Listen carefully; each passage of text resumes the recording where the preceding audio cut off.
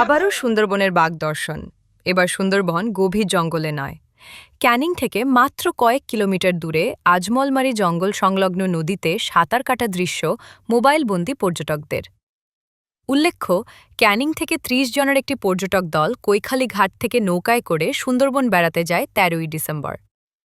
আজ বাড়ি ফেরার পথে আজমলমারি ১১ জঙ্গলে একটি বাঘ দেখতে পায় পর্যটকরা।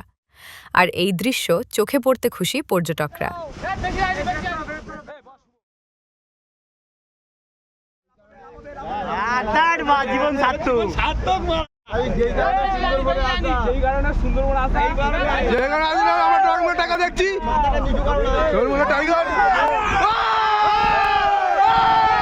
বেড়াতে গিয়েছিল আপনার বোটে, আপনার বোটের কি নাম?